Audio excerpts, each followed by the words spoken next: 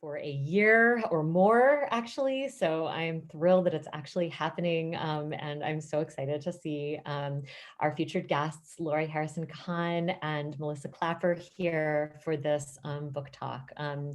Thank you everyone for attending. There's a few things that I just want to announce before we get started. I'm able to introduce these two amazing colleagues of mine. The first thing I want to do is let you know that this event is being recorded. So please be aware of that for privacy concerns, and be aware that this is being recorded.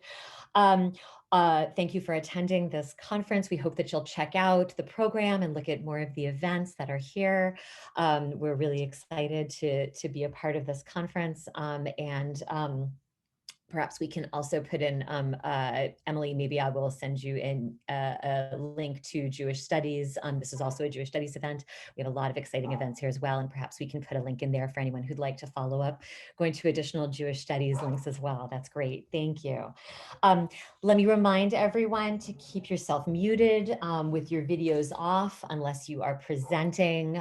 So turn off videos, mute yourself. It makes everything much easier for the panelists.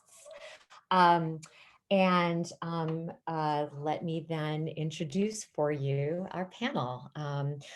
Let's see, and I should also say, actually, if you have questions, let me give you just a few more details about how this will work. If you have any questions for the panelists as it goes on, please put them in the chat. Let's see, let me introduce this for you. So please welcome to a panel that we're calling Jewish Women in Power. It's actually really a book discussion with Dr. Melissa Klapper and Dr. Harrison-Kahan. Melissa Klapper will be discussing American Jewish women and the politics of power in the turn of the century women's movement. Harrison-Kahan will be discussing the Superwoman, how a Jewish journalist empowered women to fight for the vote.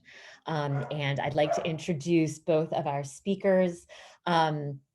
Dr. Melissa R. Klapper is a professor of history and director of women's and gender studies at Rowan University. She's the author of Jewish Girls Coming of Age in America, 1860 to 1820. Small Strangers, The Experiences of Immigrant Children in the United States, 1880 to 1925. And then finally, Ballots, not finally, she will have other books, but she actually does. And Ballots, Babies and Banners of Peace, American Jewish Women's Activism, 1890 to 1940, which won the National Jewish Book Award in Women's Studies. Can show it to you here. If you would like to purchase this book, there's going to be a link in the chat for purchasing it. It's wonderful. I've assigned it to my students and they've loved it, which is really pretty a high banner of praise.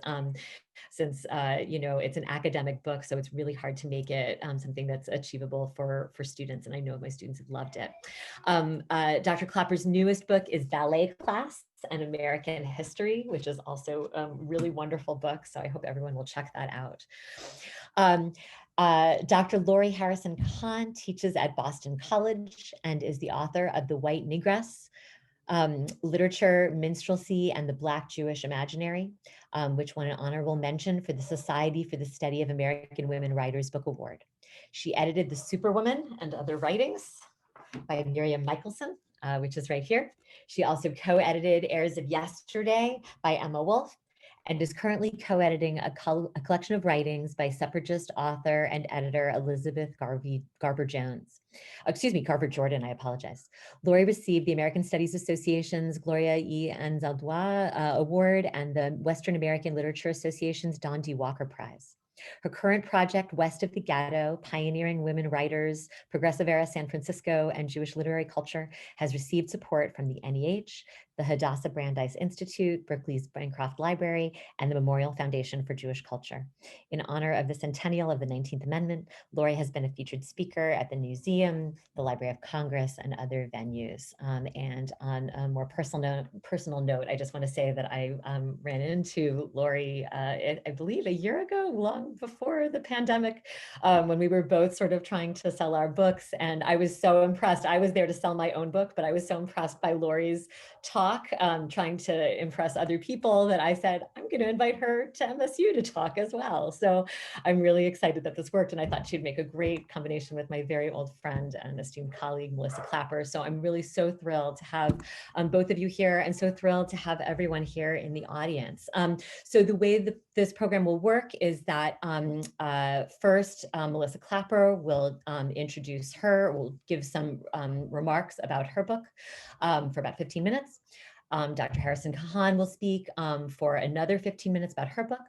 Then the three of us will actually have a conversation for about 15 minutes, and then we will open up the conversation for chat for the last 15 to 20 minutes of our time here. Please, if you have questions at any time along the way, please throw them in the chat and we'll go through them, and hopefully we'll be able to let everyone talk about this really wonderful subject. So without further ado, I'm going to turn it over to Melissa Klapper. Hello, everybody. I'm delighted to be here this afternoon. Some old and new friends I see in the list of participants, and my esteemed panelists. So I'm here to talk today about my book, Ballots, Babies, and Banners of Peace: American Jewish Women's Activism, 1890 to 1940. And I actually want to start by saying that I wrote this book in large part because, as a historian of American women, but also somebody who focuses primarily on American Jewish women's history, I found it extremely frustrating that American women's history paid very little attention to Jewish women. In all the grand narratives of the big women's movements, things like the suffrage movement, birth control, and peace, which are the three focal movements of the book, there was just almost nothing about American Jewish women. And I thought, well, it can't be right that they weren't involved at all. I'm going to find out what they did. And then I spent the next 7 years doing that and writing the book that you've seen Dr. Fermaglich hold up. So in this brief moment today, I just want to talk a little bit about Jewish women's involvement in all three of these movements. I also was interested in working on this project altogether because although we already knew a lot about Jewish women's activism in Jewish movements, or at least in movements that were kind of inflected Jewish, like the labor movement, which in the United States, particularly in large cities like New York, Chicago, and even Los Angeles, was so Jewish that some of the official union business was conducted in Yiddish, even though not all the workers were in fact Jewish. So that kind of qualifies as a Jewish movement. And so we already knew a lot about that. We knew something about Jewish women in Zionism, particularly through groups like Hadassah. But what I wanted to do was look at American Jewish women's involvement in the great women's movements of the day, the non-sectarian women's movements of the day, which are the ones that most people think about when thinking about American women's history. So the first thing I'll talk about very briefly is the suffrage movement. We'll probably spend a little more time on that today than the other two movements, given the fact that this is the centennial year. We're still in the centennial year of the ratification of the 19th Amendment, which enfranchised women, even though, as we know, that didn't mean that all women immediately were able to vote. African-American women in the South were still disenfranchised. Native American women weren't even citizens in some places, et cetera, et cetera. Most Jewish women, though, were in practical terms enfranchised by the 19th Amendment, and they had been involved in the movement for decades by the time 1920 rolled around, as was true for many other suffrage activists as well. And what's interesting to me, a through line that I do want to mention here, is that Jewish women in all of these movements, even though they weren't Jewish movements per se, they did not just separate out elements of their identity. They weren't kind of Jewish at home or perhaps in the synagogue if they attended synagogue, and then somehow activist and feminist out there in the streets. Or at the polling place eventually. No, actually Jewish women typically brought their identities with them. They were integrated personalities, as we might say today. They did not see a contradiction between their Jewish identity, their American identity, their female identity, their activist identity. And so Jewish women often used Jewish arguments especially when addressing members of their own communities, to make the point that they should in fact have the right to vote, or they should have access to birth control, or they should be working on behalf of peace. In the suffrage movement, this meant that American Jewish women turned to traditional Jewish sources, like the Bible, and they would look for role models there. So for instance, the figure of Miriam, Moses' sister, who in the story of Exodus helps lead the Israelites out of Egypt and into the desert, or the biblical judge Deborah, or the later biblical figure of Esther, who in the Purim story helps save her people from the evil tyrant. So they looked at these figures and they said to members of the Jewish community, look, we have precedents here. There's no reason why women can't be leaders. There's no reason why women can't be have political power. There's no reason then why women can't vote. There's no Jewish reason, at least. So don't use Jewishness or Judaism or tradition as something to keep women away from the ballot box. And in fact, very few people did. There was very widespread support for the suffrage movement in the American Jewish community. It wasn't unanimous, okay? And there were definitely corners of the American Jewish community that did not support suffrage or just didn't care about it, which was true for many American men and women throughout the United States for all those decades. But they were using Jewish arguments. And this is something that I think is significant to think about. That they didn't feel like they had to leave aside one part of their identity or political commitments in order to take a public role in the United States and in their communities. So Jewish women were involved in the suffrage movement in several different ways.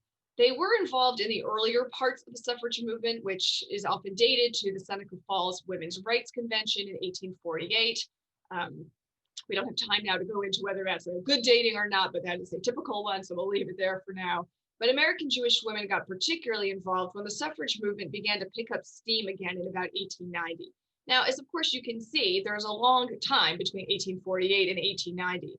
And during that time, women were working on many, many women's rights issues, not just the right to vote. In fact, probably the majority of women's rights activists at least through the 1860s and maybe even later, had bigger fish to fry than suffrage. They thought it might be nice to get the right to vote, but there were other things that were more important to them, like getting access to college educations and to professions and being able to hold on to their property if they were married.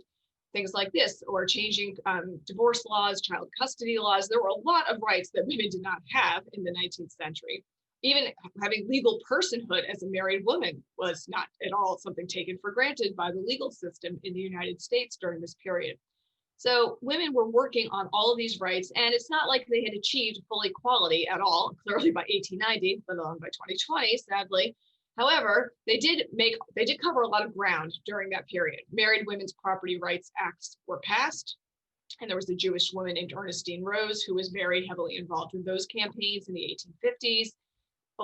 After the Civil War, a large number of colleges and universities opened to women, either single-sex schools or co-educational schools. Land grant schools in the Midwest particularly tended to start off as co-educational institutions.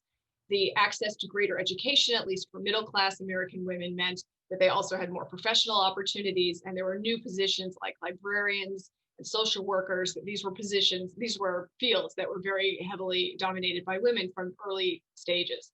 So around 1890, the women's rights movement overall, not resting on its laurels, but thinking, okay, we've achieved enough that we can maybe start thinking in a more focused way about suffrage, really revitalized the suffrage movement.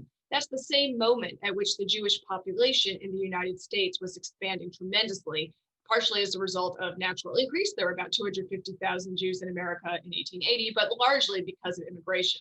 Something like 2.5 million Jews came to the United States from Eastern Europe during the 1880s through the 1920s.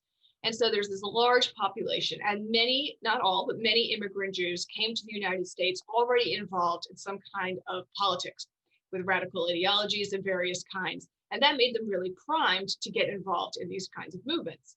So this also meant that the Jewish community was involved in the suffrage movement, whether we're talking about a middle class, more established, maybe the children or grandchildren, even great-grandchildren of immigrants. They were interested in suffrage, but also working class Jewish women were interested in suffrage. It might not have been their priority, but they did understand that having the right to vote would give them much more political power, which would help them achieve their larger goals of better working conditions and working women being taken more seriously and becoming more acceptable. So that suffrage cut across class divisions that did exist within the American Jewish community. Excuse me.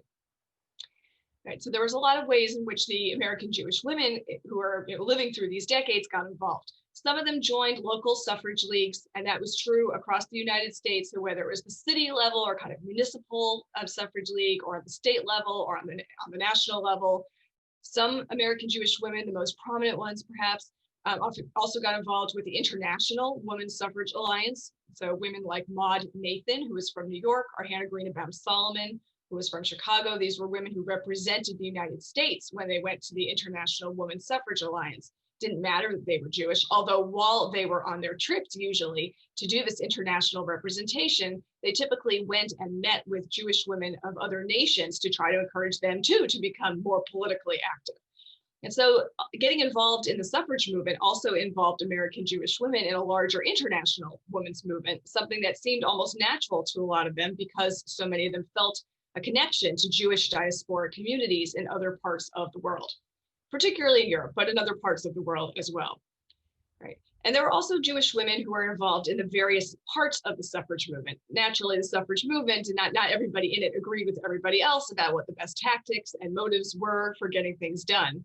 And there was the sort of mainstream part of the suffrage movement, the National American Woman Suffrage Alliance, led primarily during the last years of the campaign by Carrie Chapman Catt. That is the part of the suffrage movement that most Jewish women, including Solomon and Nathan, who I just mentioned, that's what they were mostly involved in. But there was also, starting in 1913, and then especially after 1916, there was something called the National Woman's Party, which was the more radical, more militant wing of the suffrage movement in the United States, started by Alice Paul and Lucy Burns, two younger women who were impatient with what they saw as the glacial pace of the larger suffrage movement and were much more confrontational in their tactics, which they had learned as students in England. So they staged parades. There had been other parades, but they staged more confrontational parades. They picketed the White House. They burned President Woodrow Wilson in effigy. Some of them got sent to jail. Some of them staged hunger strikes while they were in jail. And Jewish women were right there by their side, involved in that as well. So in all these ways, Jewish women were involved in the suffrage movement. Once they got the right to vote, though, it's not like Jewish women then looked around and said, great, we got what we wanted. Let's go home and shut the door and come out every 4 years to vote for president. No, of course not. The first thing that many of them did was take this new right to vote back into their communities and start to demand representation in Jewish community organizations, including synagogues. And so if you look at the minute books of synagogues from all across the United States and across denominations, Reform, Conservative, Orthodox in this period, you see that in the very early 1920s, women started to be able to serve on the boards of the synagogues because they came back to their communities and said, now we have the right to vote. You can't stop us from having a say in our own local communities as well. They also tended to get involved in other big political movements, other big feminist movements. And the two that I write about in Ballots, Babies, and Banners of Peace are the birth control and the peace movements. So the birth control movement was not brand new. It didn't start after suffrage. It was coterminous with it for some time. And of course, the whole idea of contraception was hardly new to the beginning of the 20th century.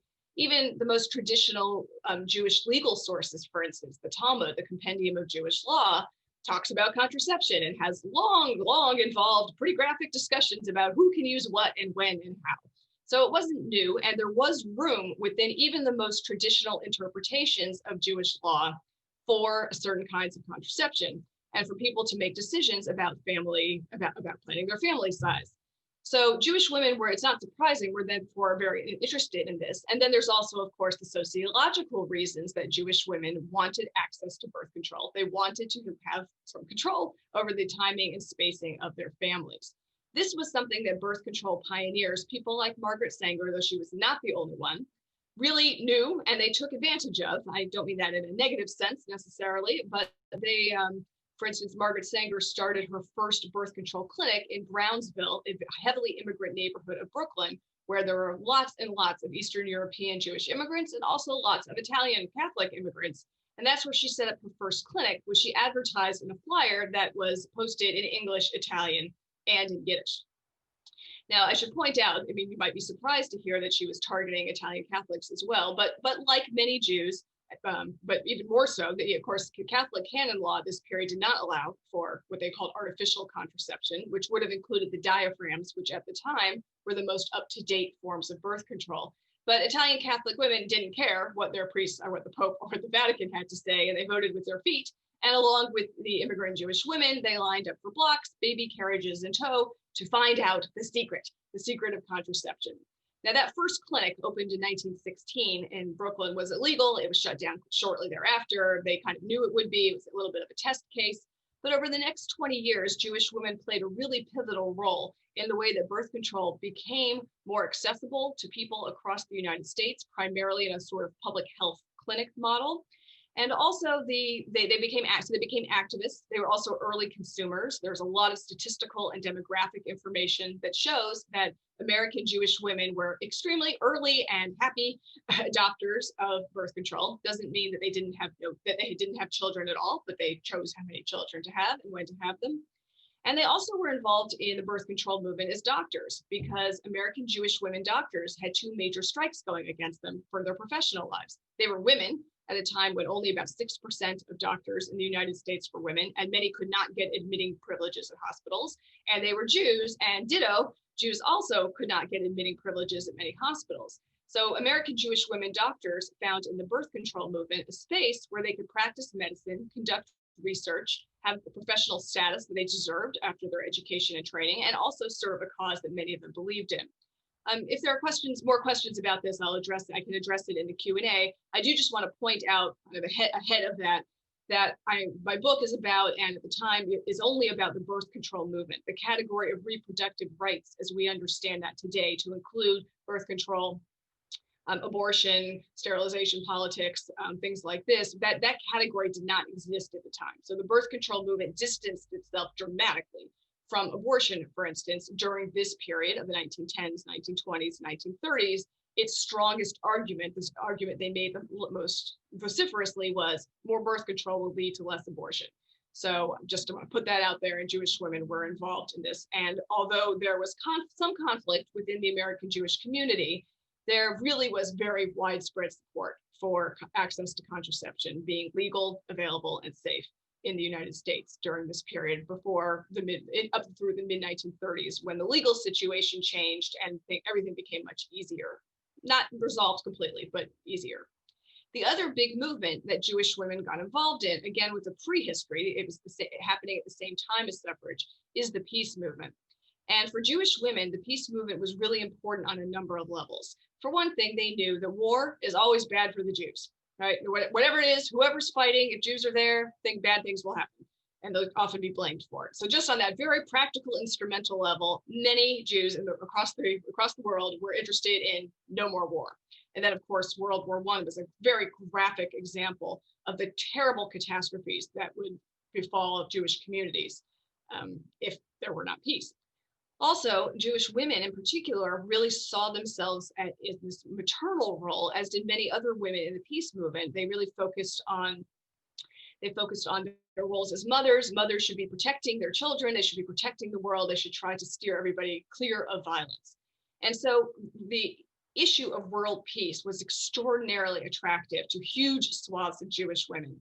And Jewish women were recognized for their work. The National Council of Jewish Women, the National Federation of Temple Sisterhoods, and other major Jewish women's groups were heavily involved in peace work and recognized as such by all the international peace groups as being really significant carriers of the cause in the United States and internationally. Internationally, too, the heads of the Women's International League for Peace and Freedom chapters in many, many countries were Jewish women. And so there's all these ways in which Jewish women were involved with the great women's causes of the day. And what my book does is to try to take a look at the different ways in which Jewish women use various parts of their identity, mostly in a very comprehensive way that went together to exert lots of political and social power at a time when women were assumed to not have very much power. In fact, through activism, through politics, and through engagement with these social movements, they had a tremendous impact on their families, their communities, and the wider United States, and even the wider international community. So I look forward to continuing this conversation. Thank you.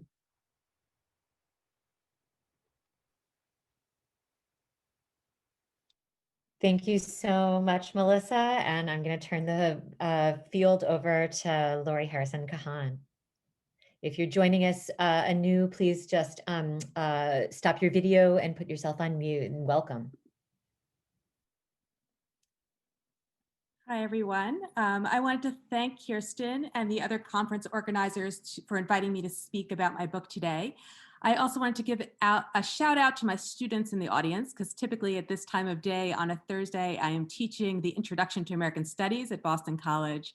And one of the silver linings of our new remote environment is that I could just bring my students along. So I see many of them in the audience, and I'm glad that they are here today. It's also an honor to be presenting alongside Melissa. And I want to thank her for that fascinating historical overview of Jewish women's involvement in suffrage and other activist movements.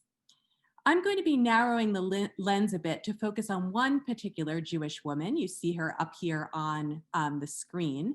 Her name is Miriam Michelson, and she was not only involved in the suffrage cause and as an activist, but she also contributed through her work as a writer. And that's what I'm going to focus on in most of my talk today, the way that Michelson was able to use print culture to empower women in the fight for the vote. So as Kirsten mentioned, Michelson is the subject of my recent book, The Superwoman and Other Writings, which is a collection, an edited collection of her journalism and fiction. And she was quite a prolific writer. So this is just a sampling of some of her journalism and fiction. And I know that some of you, including my students, had the opportunity to read parts of that book and are now somewhat familiar with Michelson. But I wanted to reassure you that if you had never heard of Miriam Michelson before, you are far from alone. She is very much an unsung hero of the suffrage movement. And so I'm going to be speaking both about why I think she should be recognized, but I think it might be also interesting to think about why we haven't heard of her before.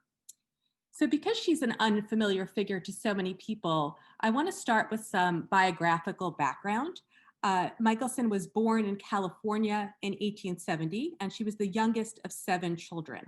Her parents were Jewish immigrants from Poland. They initially arrived in New York in the mid-19th century and were then lured west by the gold rush. And they eventually settled working as merchants in the boom town. This is, during the gold and silver rush, so it was the boom mining town of Virginia City, Nevada. And that is where Miriam Michelson grew up.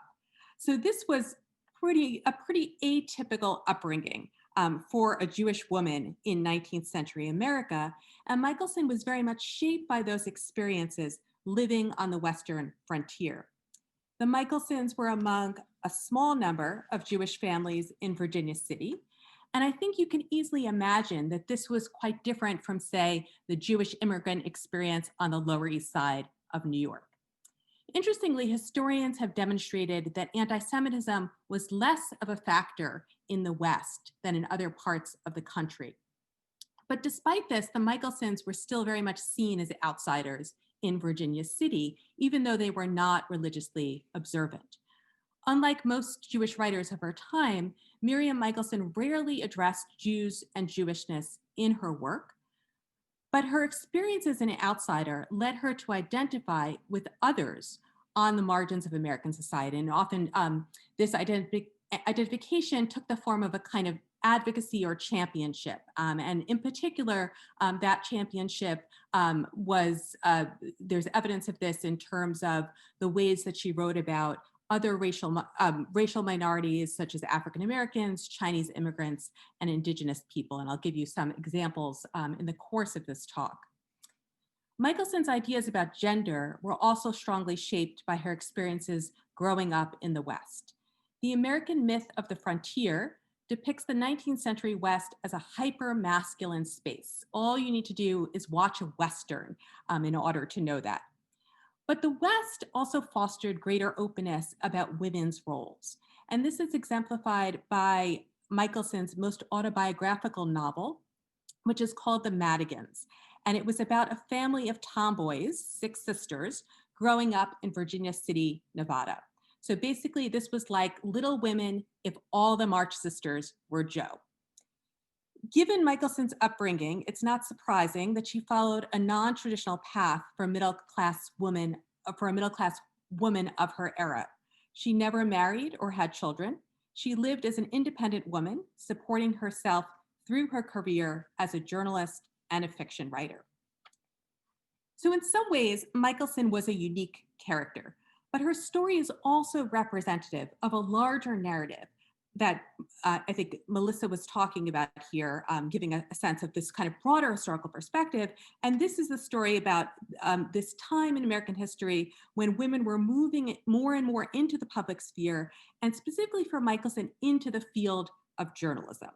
In the late 19th century, a significant number of women began to enter the newspaper industry. So prior to this, it's important to keep in mind that women did write for newspapers, but they primarily wrote for what was called the woman's page. It was actually labeled the woman's page. This was the distinct page or a couple of pages in newspapers that dealt with issues that newspapers assumed women would be interested in. And those were largely limited to fashion and society events. So it was kind of this assumption that women were not really interested in anything that went on beyond the woman's page.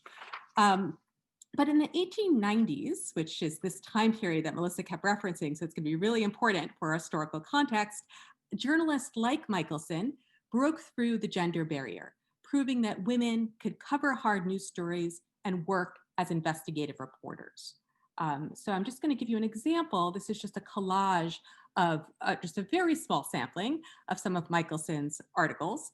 She began her journalism career in San Francisco, where she wrote for top dailies like the San Francisco Call and the Bulletin. And these examples give us a sense of the scope of her reporting. So one of her beats was Chinatown in San Francisco. So she was writing about the Chinese immigrant community. And this particular article I pulled because of its contemporary relevance. This was an article from 1900 about the bubonic plague outbreak in Chinatown, in which the government was trying to play down this outbreak due to fears of economic impact. And I could talk more about this and some of the elements of the problematic elements of Michelson's writing as well, particularly when it comes to, although she's writing with this progressive ideology, there is this element of exoticizing the Chinese immigrants that she's writing about that I think you could see even in this headline, right? The terror quarantine to an unsophisticated Chinese woman. She also wrote about racism. And so you're seeing an article, A Military Matter in Black and White, which is about racism in the US military as more and more Black soldiers enter the military. She also wrote, for a short period, a tongue-in-cheek advice column in the Philadelphia North American. So you're seeing that example, Miriam Michelson's advice to wife whose husband is selfish. But the way that Michelson got her start in journalism was that she began to cover the women's movement. And specifically, the first series of articles that she wrote in a mainstream paper was a series about the 1895 Women's Congress of the Pacific Coast. And this gave her the opportunity not just to cover the Congress, but also to interview leaders of the suffrage movement, including Susan B. Anthony. Her reporting is significant, not just because of the content, but also because of its style. So unlike the objective, neutral stance that we associate with news reporting today, or at least good news reporting, women journalists of Michelson's time often use the first person, even when they're writing a news story. And this meant that Michelson very much became a character in the very stories that she was reporting. As a woman in journalism, she very quickly became a celebrity reporter. And this was true for many women because papers tended to have one token journalist. So, right, the name Nellie Bly may be familiar to you, this idea that a reporter could actually have this kind of celebrity status. And what Michelson did is she leveraged that celebrity. She leveraged it in order to further her own career, but also to draw attention to women's issues and other progressive causes. So I just want to give you an example of this. So you see an article up on the screen here. This is Michelson's first front page story. It was published in the San Francisco Call in 1897. And she was covering the anti-annexation movement in Hawaii. And I should also point out, this is not simply a front page story. The entire first 2 pages of the broadsheet are given over to Michelson's reporting. There are a number of interesting aspects of the article that I just want to point out in terms of the layout. I realize that the print is too small to actually read, but I know my students have read this article, and hopefully those of you with a copy of the book have had a chance to check it out or will check it out. But one of the elements of this is the way that Michelson was so famous that she was being used to sell the paper, right? So that her name would often appear in either the headline or the subheadline of her article. So if you look at that second subheadline, it reads, Miriam Michelson pens a stirring appeal on behalf of the Islanders. And this was a time when news articles were sometimes published unsigned. They didn't necessarily have bylines, but when a woman wrote for the paper, she got a byline, and that byline was often in bold. And that was often the case for Michelson, as you may have noticed in some of those other examples, because the paper wanted to draw attention to the fact that a woman was writing the article. And this is further, her celebrity is further amplified by the fact that a picture of her is included with the article. And so I'm just pointing out this picture of her that I showed you before. This actually comes from this particular article. And keep in mind, this is not an opinion piece, right? It's not a column. This is news reporting, and the reporter's image is included here. So why is this? We have to think about the ways in which Michelson is not just reporting the news, but it's also becoming the news, right? So this is a time when women are beginning to enter journalism. So there are two levels to the story. One is the level of the story that she's writing on, the anti-annexation movement, but then what does it mean for a woman to write about the anti-annexation movement? What does it mean for a woman to travel from San Francisco to Hawaii in order to do this kind of investigative reporting? So what we're seeing here is that the newspaper is really kind of highlighting this spectacle of the woman reporter. And then she's also, I think, really drawing attention to the way that she's beginning to cover topics that were often considered off limits to women because of their gender. It was more expected that she would write on a suffrage convention. It's less expected that she's going to cover the anti-annexation movement in Hawaii. Michelson's impact on the feminist movement has to do with more than the subject matter of her reporting. One of the elements of this that I'm trying to point out is that she herself is becoming, through the celebrity status, a role model and inspiration for other women. Through her daily appearances in the paper, she showed her readers that women could break out of the domestic sphere and into the workplace.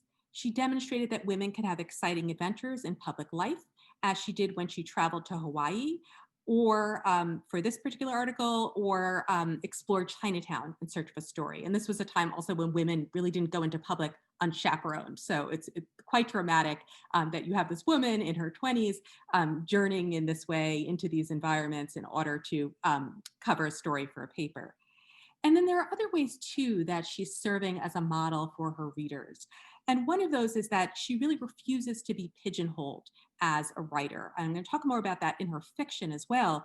But in her journalism, though she gets her start covering a suffrage convention, she refuses to be confined to women's issues. So you could see this in the article on Hawaii. But also she writes about crime, politics, sports, all arenas that were considered the domain of men. So she's allowing her readers to see that a woman's point of view was crucial to understanding current events. So I'm going to shift now and talk a bit about her career as a fiction writer. In the early 20th century, she increasingly moved in the direction of fiction. She became a frequent contributor to mass circulation magazines. And then around 1904, she was able to leave journalism and devote herself full-time to fiction writing, which was in fact a more lucrative career and also one that allowed her to have a national audience, which you can't necessarily have as a newspaper reporter. And the reason she was able to make this move had to do with her first novel, In the Bishop's Carriage, which you see up on your screen. This novel was a scandalous bestseller. It featured as its protagonist a female thief speaking in a kind of first-person, sassy voice. And the role of the female of the thief in literature as a protagonist was very much one that was reserved for men. So this was seen as kind of groundbreaking and also quite scandalous at the time. This book was so wildly successful that it was adapted into several plays with some of the most famous actresses of the day clamoring to play this title role. And it also became 2 films. You see up here, this is the poster for the first film in 1913, which was a silent film and starred the silent film star Mary Pickford. It was actually Mary Pickford's feature debut to play the role of this pickpocket heroine. And the character herself was in many ways a feminist icon. She's sort of a prototype for the flapper. So even as she turns increasingly to fiction, Michelson's careers as a journalist and novelist were tightly woven together. The inspiration for In the Bishop's Carriage actually came from Michelson's crime reporting. She noticed as she was reporting on crime that with women's increased independence, there was also an increase in female criminality, especially theft. And that was partially what inspired her to write this novel. So we see in a lot of her fiction a kind of ripped from the headlines quality to her writing. And I just want to talk about one example of that in particular, which is a series that she published in the Saturday Evening Post in 1905 called A Yellow Journalist. These were fictional stories that featured the adventures of Michelson's alter ego, a gutsy girl reporter named Rhoda Massey. And girl reporter was the term that Michelson herself used. Women journalists at the time were either referred to as girl reporters or lady journalists. So these stories held great appeal for women who were establishing themselves in male-dominated professions at this time. And in this particular installment of A Yellow Journalist, which you see on the screen, it's called the Milpitas Maiden. In it, the heroine is actually covering a women's suffrage convention. So you could see her coming kind of full circle back to 1895 when she got her own break in journalism by covering the Women's Congress of the Pacific Coast. These stories are fast-paced and often comedic, but we want to think about the ways that fiction and comedy provided a kind of cover for Michelson. In other words, fiction allowed her to address issues that she could not address in her journalism. And one of those issues was sexual harassment in the workplace, which comes up in this particular piece that Michelson is drawing on some of her own experiences and what she observed about women in the workplace. And in many ways, her fiction becomes a kind of early version of the Me Too movement. And there is evidence that other women were inspired by reading her work to then tell their own stories about sexual harassment. Over the course of her career, Michelson published hundreds of news articles, 7 novels, 1 nonfiction book, and over 40 short stories in the most popular magazines of her time. Since my collection was published, I also discovered manuscripts of political plays that she wrote that had been archived at the Library of Congress. As a creative writer, her most prolific period occurred in the first decade of the 20th century. Then, as the suffrage campaign took off in her home state of California, she became more directly involved as an activist. And she used her fame as a reporter and a fiction writer as a platform. So she knew, because she was a celebrity, that that would draw crowds if she gave a speech, for example. But there's also evidence that she was an entertaining speaker in her own right. So one newspaper account of one of her speeches described it as, quote, witty and sarcastic, noting that she warmed the audience into rippling good humor through her fun and irony. So she's carrying that element of kind of lightheartedness and comedy that I mentioned in her fiction over to the oratorical work that she's doing for the suffrage movement as well. I wanted to end by talking about the title story in my collection, which is The Superwoman. This is a science fiction novella that Michelson published in 1912 in a magazine called The Smart Set. This was quite a high-profile publication. The Smart Set is usually considered a kind of precursor to The New Yorker. And this story is further evidence of Michelson's refusal to be pigeonholed as a writer. She was always trying out different genres. So this particular work could probably best be categorized, today we'd call it feminist utopian fiction. It takes place on an Amazonian island where gender roles are reversed and women wield the power. Men are mostly responsible for domestic labor, taking care of the children, and so forth.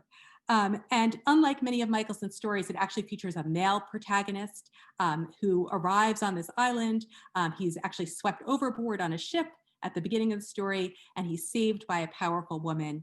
And through his experience on this island and his encounter with the island's inhabitants, this protagonist is forced to challenge the patriarchal norms that he had long taken for granted.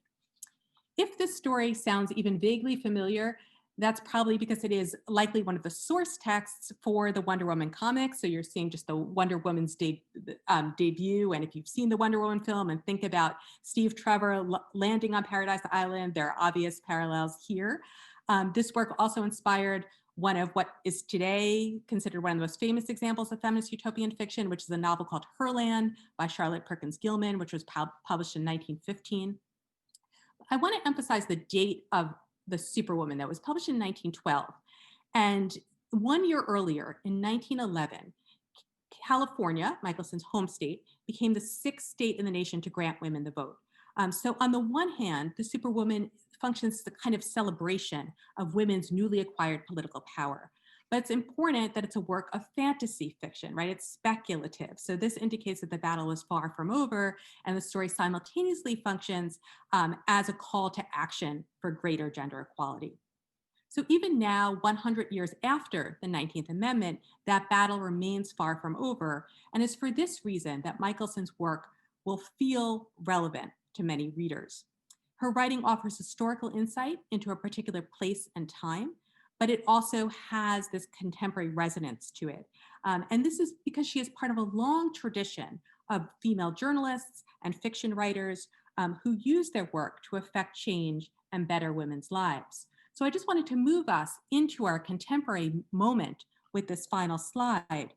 So as a writer who exposed sexual harassment in the newsroom in the 1890s, Michelson could be seen as a precursor to journalists like Jodi Kantor and Megan Twohey, who broke the Harvey Weinstein case in the New York Times, and many of you may be familiar with their book about that, She Said.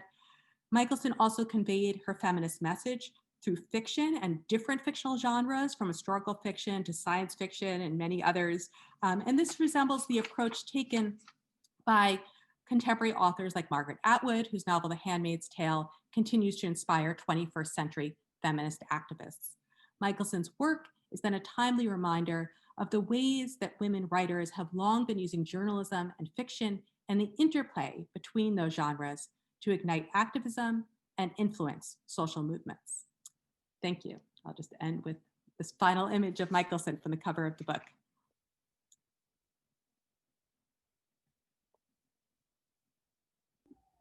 Thank you so much. I have to do a little applause for myself. Thank you so much, Lori. That was, and to Melissa too. It was wonderful to hear the two of you speak side by side. It was just really terrific. So I just want to, before we get started with our conversation, I mean, it's so interesting. I sent you all some questions, and now I have more questions that I want to get rid of the other questions. Before we get started, though, I did realize that I was completely remiss in not thanking the Jewish Studies department, the chair, Yael Aronoff, for donating money for books. So I hope that a lot of the people who were able to receive books from Jewish Studies are here. I really want to thank them. I also want to thank Ariana Menzel, Michael Eiden, and Yael Eichhorn for helping to facilitate that and to help bring Melissa and Lori here and to sell books at a moment where authors are having a harder time selling books. So I really, really appreciate Jewish Studies for being so supportive in this effort. And I apologize for not saying it earlier. And I just want to thank both of you for such thought-provoking and terrific presentations. They were just great. I want to say I have a few questions that I've sort of talked about with Dr. Harrison-Kahan and with Dr. Klapper. Please put your own questions in the chat. We're going to talk for a few minutes here, maybe 10 minutes or so, and then we want to be able to open it up to everybody. So please, any questions that you had or any questions that come up, throw them in the chat and we'll be able to talk about them in a second. So one of the questions that I had for both of you, which is, I had some questions that you both have referred to along the way. So, but one of the questions that I have that you both, I think, mentioned kind of glancingly, but not necessarily in any depth, is the question of anti-Semitism. So to what extent did anti-Semitism shape these women's experiences and their suffrage activism? My own work in the 20th century finds that there was a great intersection between women's experiences of anti-Semitism and their feminism. But this is a different moment with very different claims and different instances and frankly, much more profound anti-Semitism. So maybe both of you could speak to that a little bit and you can fight it out who goes first. Okay. Well, so anti-Semitism was a significant issue for Jewish women in all three of the movements that I talked about: suffrage, birth control, and peace. I would actually argue more so for suffrage and for peace than for birth control. And it's important to keep this in mind because, and I'll say something specific about each movement briefly in a moment, but it is important to keep in mind that no matter how much American Jewish women thought that there was this seamlessness in their activism, that there was no reason to separate out the various components of their identity, what we would now call intersectionality in some ways, but it's certainly not a term used at the time.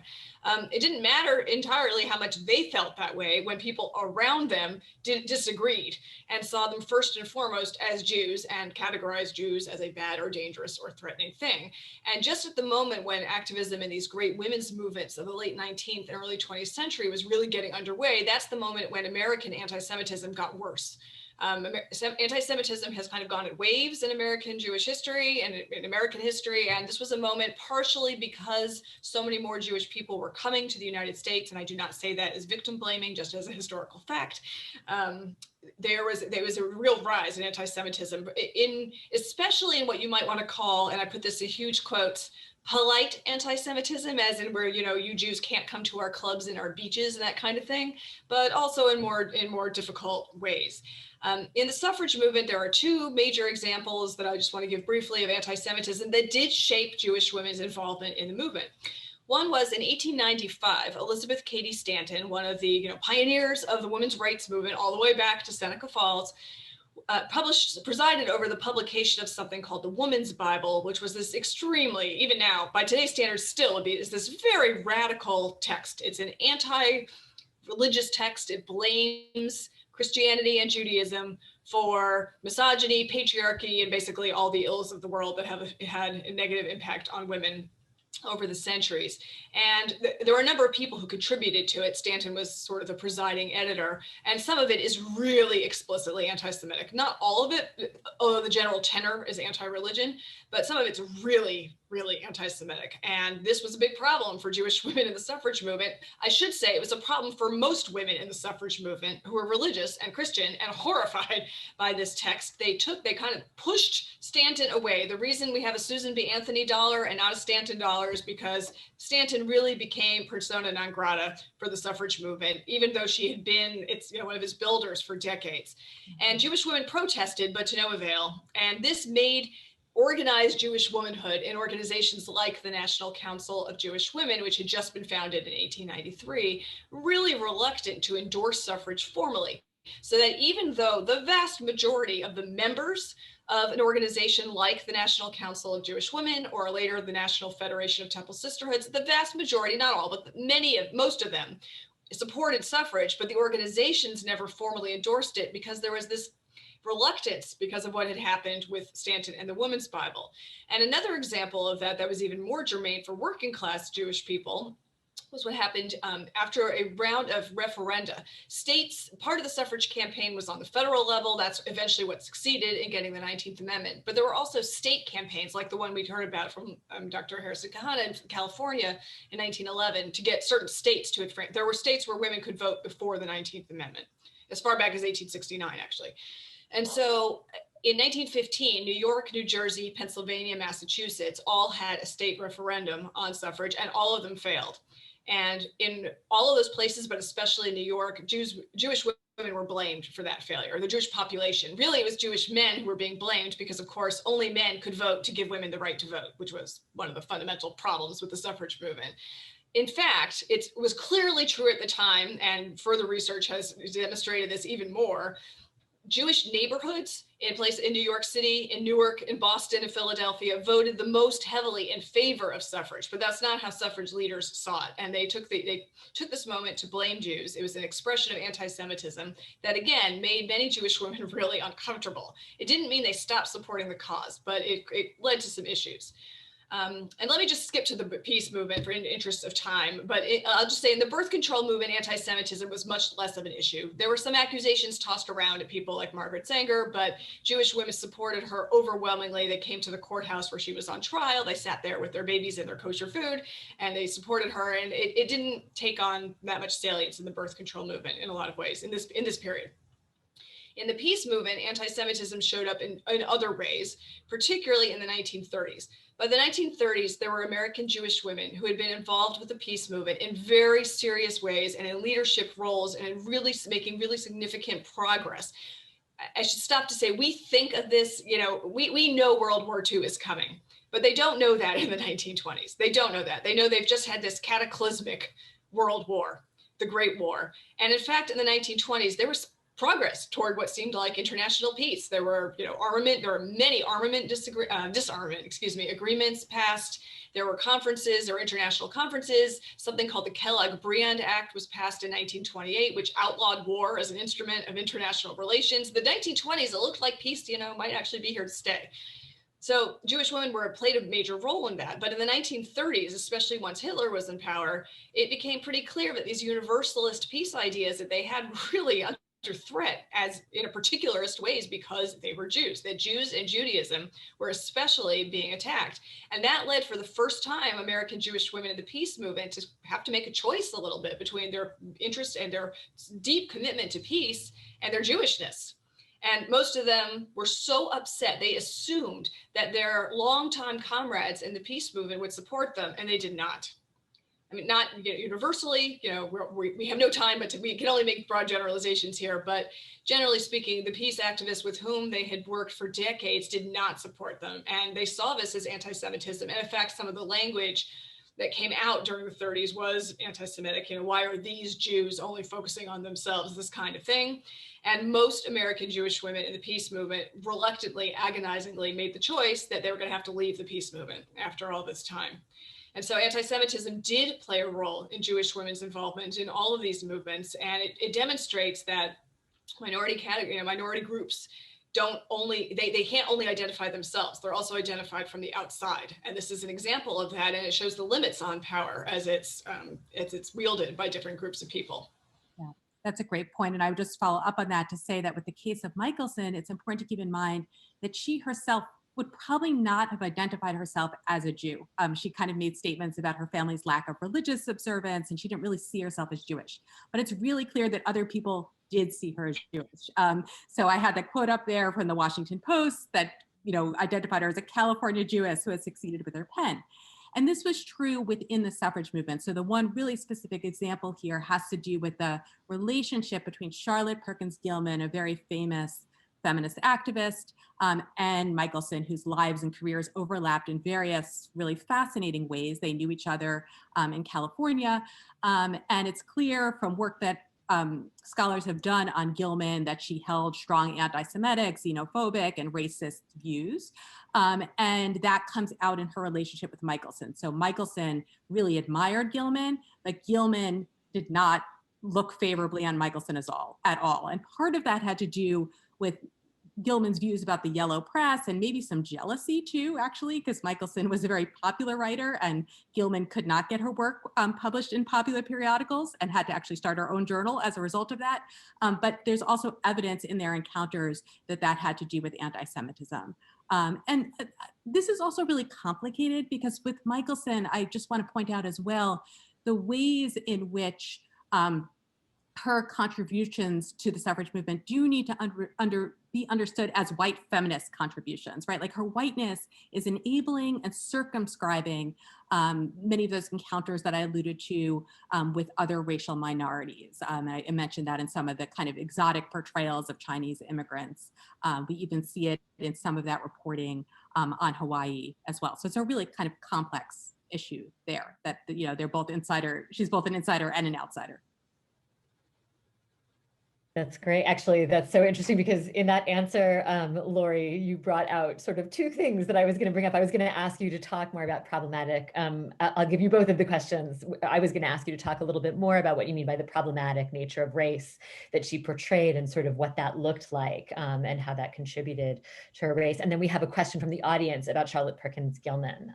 So maybe if you could elaborate just a little bit, and then we'll go to the question from the audience, if you don't mind. Sure. I think, first of all, it's important to keep in mind that the reason that she's able to have this status as a celebrity reporter has to do with her whiteness, right? So like famous Black journalists at the time are writing primarily for the Black press. We could think about Ida B. Wells as kind of a point of reference there. So her whiteness did play an important role in that.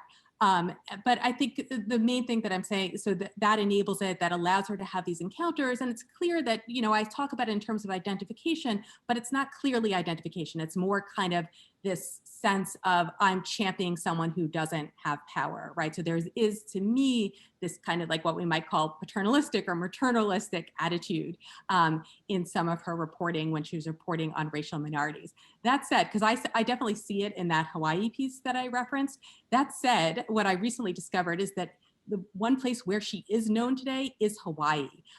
That article became the basis of a recent play that's performed by activists in Hawaii, where they really see her as a heroine for drawing attention for the anti-annexation movement, which is not being addressed, that point of view widely in the press at the time. And they're using that article as a way to kind of re-educate Hawaiian children in particular about this past history. So as much as I see elements of the article that are problematic, it's interesting. I had this recent Zoom meeting with some of these Hawaiian activists, and they didn't see it that way. That's super interesting. And is there any sense, I mean, because sometimes in the Jewish community, there's the sense that as an oppressed minority group that Jews can speak for or with, and I know that was the subject of your first book, so I know that that's something that you're interested in. Is that anything that Michelson herself sort of drew upon or suggested in any way? I mean, I think definitely, right? I think the parallel to my other book is really up there, right? That these two things are happening at once, right? There's this element of identification, but simultaneously there's this element of differing, right? And it's allowing her to kind of move more into whiteness because she's reporting on other racial minorities. Yeah, that's super interesting. Let me move on then to the question about Charlotte Perkins Gilman. So it's so interesting that you mentioned her because we have a question from the audience. Did Miriam Michelson have a reaction to the publication of Herland, Herland, I guess? That is a great question. I wish I knew. I don't have any evidence of that. Yeah, and it's. I mean, I will say that in general with Michelson, and this is true of many women writers, there's a really limited archive to work with. So that's been one of the struggles to write about her or cover her work. We have the work itself, but there isn't anything really substantial in terms of letters or her own reactions or even any autobiographical writing.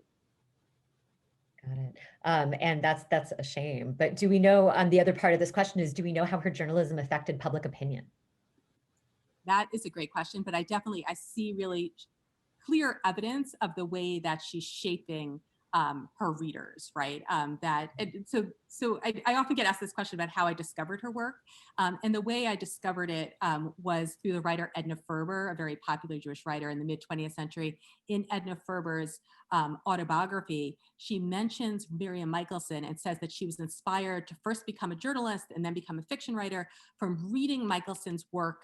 Actually, it was the yellow journalist in the Saturday Evening Post, that made her realize that it was possible for women to enter these professions. So we do see a kind of clear, I mean, I think that's one example, but that seems like pretty good evidence that she's serving as a role model and inspiring her readers and having this effect. Yeah.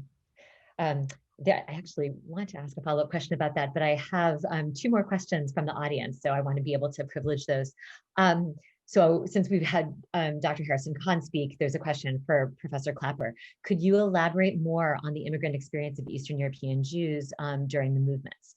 How is it different from already established German Jews? Is class consciousness a factor in their involvement in the movements? Okay, so let me just take the end of that question.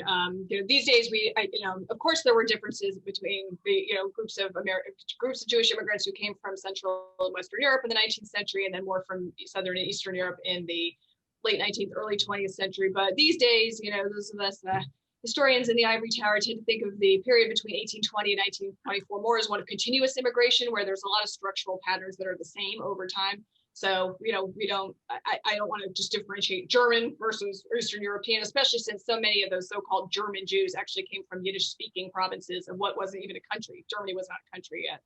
But I think let me instead respond to the issue about class consciousness, which is, of course, I think what this question is really interested in.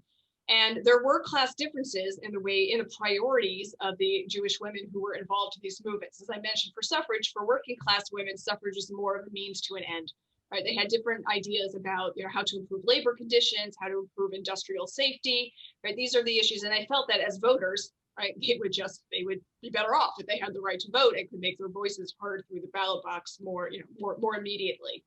For middle-class women, it's not that they didn't care about those issues. A lot of the American Jewish women suffragists or activists in general were involved and had connections with working-class Jewish women. These are not completely distinct groups of people. things like the Women's Trade Union League in large urban areas, in particular, explicitly brought these groups of people together. They could get to know each other better. They could advocate better for causes that they shared. But middle-class Jewish women did always sometimes make a different argument. For them, it wasn't only about sort of the expediency of getting the right to vote in order to get other things that they wanted, even though that was true for them too in other terms of other reform. But instead, it was more about what it used to be called the justice argument. They were citizens of the United States, and therefore they deserved the right to vote. They were kind of entitled to it, just as men were. And so they had different, there are differences in the rhetoric sometimes that women of different class backgrounds used. And that's true even of women who were very attuned to class consciousness and to class differences. Someone like Maud Nathan, whom I mentioned earlier, who was probably the most prominent American Jewish women suffragist, was also for decades the president of the National Consumers League, an organization that cared deeply about working conditions and started what they called the white label campaign, so that people would only buy products produced where the factory conditions were safe or where shop girls could sit down during the day. This kind of thing. She did care, right? It wasn't her background at all. She was a very elite woman, but she cared. And she cared not just in an abstract way, but worked for decades to do, to get laws passed, to, have an impact on municipal politics in New York, for instance. So the groups are not totally separate, but they do sometimes have different interests. That's true within the birth control movement as well, where for some working class families, the ability to decide how many children they were going to have was literally a matter of life and death for both the mother and the children and the family. Remember that through 1920, something like 20% of children under the age of 5 in urban areas died in the United States. And so the ability to have fewer children, yes, it might improve social and economic mobility, and it did for many of these families. But there was also just this, we want to keep our children alive argument. And that was, middle-class children also died in, what we would consider hideous percentages in numbers today, but not at the same rate. And so middle-class women didn't have to worry, so to speak, quite as much about that element, but they did have to worry about themselves, because every time a woman gave birth in the early 20th century, her life was in danger. It was just, just as a practical matter. And so for a lot of women suffer from gynecological problems of various kinds. And so controlling how many times they got pregnant was really important to them. Even if the world around them is different, middle-class women had more access to contraception through doctors, for instance, where working-class women did not, because they didn't have doctors. That's why the clinic model proved to be so important. So there's an area in which class played a role. And for peace, there's also ways in which class plays a role, particularly for working class radicals, people who held various political radical ideologies, everything from anarchism to socialism and even to communism, for whom war might sometimes be necessary, but it'd be better if we could get past that kind of stage in world history, this is how they thought, right, into an era in which working class people would not be used as cannon fodder, which was their take on World War I for the most part, although the Russian Revolution left some former radical pacifists wondering if maybe war is sometimes okay if it ends up, with a new socialist or communist government. And for middle class people, there were other reasons. There were reasons about sort of protecting their lifestyle, right? Reasons to be pacifists. But I genuinely think that, I'm not saying that wasn't part of the calculus, but I genuinely believe that most of the middle class American Jewish women in the peace movement, that wasn't their primary motivation. They had somewhat more elevated motivations than just that. And also, I don't think, across classes, not wanting the men in your family to have to go off to war, or if you've got relatives in Europe, saying, having people in your family killed by war, those are, I think, legit reasons too. So class consciousness does play a role in all three of these movements. And as usual, it intersects. It intersects with gender, it intersects with religion, and it intersects with the kind of whiteness that both of you have mentioned too, which was protective of American Jews in some ways, but this is also a moment when Jewish identity as white is not racially fixed. And so it's something that also has an impact on their activism in all these movements. Great. Thank you so much. So there's, I have other questions, but there's also a really good question in the chat. So I'm trying to, I don't know, I'm going to ask that one first, and then I'm going to ask my question, although hers is a good ending one. What was something surprising or unexpected you learned through the research and writing process for both of your books? So maybe each one of you could take that separately. That's always a fun question to answer. Sure. So there was so much that was surprising to me. I mentioned, for example, the representations of sexual harassment. That was really surprising to come across. But I'll just give a couple of other examples of these moments where her work feels, this is the 1890s, and it feels so contemporary. So she wrote, one of her earliest articles was an interview with what at the time was called a cross-dresser, and it was getting at issues around transgender identity and representation. She had another piece which was supposed to be an obituary of a famous, a woman who was very involved in the establishing the educational system in Nevada. And when she went to write this obituary, she realized that she could not write it without talking about the fact that this woman spent her entire life with another woman. So it became once an obituary, but also a piece about same-sex marriage. So just thinking about those many examples where it really resonates with the issues that we're continuing to talk about today. Okay. Fascinating. This is a hard question because there are so many wonderful things that I discovered. You know, I did a tremendous amount of archival research all across the United States for years on this book, and it paid off. But I found all kinds of treasures. But just for the purposes of our panel and to connect to Dr. Harrison-Kahan's work, one of the things that I enjoyed the most is that American Jewish women, and this wasn't true just of them, but they were inveterate playwriters. I can't tell you how many plays I found. National Council of Jewish Women would do skits about peace and about suffrage. Selena Solomons, who was one of the people involved with the suffrage campaign in California that we've already heard about, wrote a play in which the main character, who was from Colorado, was named Anti-Suffrage, right? Was, helped convert people in California. It was just, I mean, there's one, and that one was actually published. Rose Pastor Stokes wrote a play, who was a very well-known Jewish radical woman, wrote a play about birth control called The Woman Who Wouldn't. So you can tell from the title what her thinking is about this. And it just, so both as professional authors, which is a category, is something that was increasingly opening up to women during this period, whether journalists and then novelists like Michelson or others, or just within their own communal groups. Writing as a literary practice was also an activist practice. And that was something that I really enjoyed reading. I mean, these, the skits that they were producing were terrible. Nobody would ever read them or publish them. They weren't for that, right? They were activist moments of a kind of. So when we think about these groups sometimes, and I'll end here, but there's a tendency, I think, to think about these groups, particularly the more middle class groups, as just sitting around wearing their gloves and sipping tea and later wearing circle pins and that kind of thing. But these were activist groups that were actually on the radical left during their time. The National Council of Jewish Women group members were constantly breaking the law, for instance, to staff birth control clinics. So they might also have sipped tea and worn gloves, but that doesn't mean that they weren't activists in not just in their own ways, but in really significant ways. And so I think that looking at American Jewish women in the ways that we both have really complicates the picture of who's an activist and what counts as politics. And in a lot of ways, one of the things I found in writing this book is that even though the phrase was not in use at the time, the personal as political applies. It applies to women's lives. And looking at American Jewish women's activism is a great way to see that in action long before anybody thought of the phrase, the personal as political. That's awesome. And it really well connects to the final question, actually, that I kind of wanted to ask you guys, which is, I mean, you're describing these amazing people, right? These amazing women doing things that, both of you have made clear. Lori, I think you sort of make clear, they're not even supposed to be walking out chaperoned, and yet they're living these lives that are incredibly active and out and public. And I'm wondering what that meant for their private lives. I'm wondering how their communities and their families, did they face ostracism? Or did it expand? Did it expand their sort of communal understandings of what women could do and who they were? Like, was there something about their personal sort of, these personal, really amazing experiences that you're describing? How did that affect their personal lives and their relationships? For me, this also connects to the previous question about what surprised me.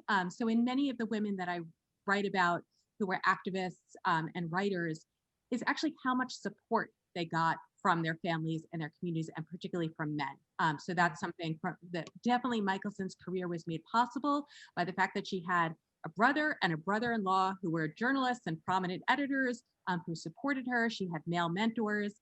So that may be surprising, because I think in some ways we would expect the kind of ostracism and resistance, but I'm not seeing that in many of the cases that I talk about. But I'm interested to hear what Melissa thinks as well on that. Yeah, I actually think that's not really the right way to look at it. I think the fact is more that I mean, I can't quantify it. I can't tell you that, 87% of American Jewish women were activists in some way, but I'm very confident in saying that the majority of them were. They were involved in things. They did not just stay home. Not that there's anything wrong with that. That's the choice you make, but they didn't do that because in order to keep your home the way you wanted it to be in the late 19th, early 20th century, you often had to take action someplace else, right? People, we're not living these insular lives. And in the American Jewish community, there was tremendous support for women having a public voice. I mean, a lot of that, and that is true, it's true in all segments of the American Jewish community, but it became even more true once Eastern European immigration became this mass movement, because so many of the women coming from Eastern Europe already had a public role and a public voice, and they weren't about to stop just because they changed countries. But it was also true for native-born American women who've been around for several, whose families have been there for several generations. And I found relatively little resistance. Certainly, and it had the only impact it had on personal lives is that occasionally I would find the memoir of a child of one of these activists who was like, "Oh, mom was never home," that kind of thing. And I actually don't mean to diminish that, because for some of those people, I think that might have been actually a painful experience. And in order to get involved at the highest echelons and to really be prominent, probably most of those people did not have as conventionally, either they didn't have children, or their children were already out of the house, or they never married, or they lived with other women and may not have had children in those cases. I mean, there's all these different permutations of households that they came from. But I found, that most American Jewish women were involved in something outside the home, whatever that was. It could be something like a sewing circle, something extremely conventional, okay, but that was still public life and not private in their homes. Or it could be, being the head of the Women's International League for Peace and Freedom and basically running an NGO.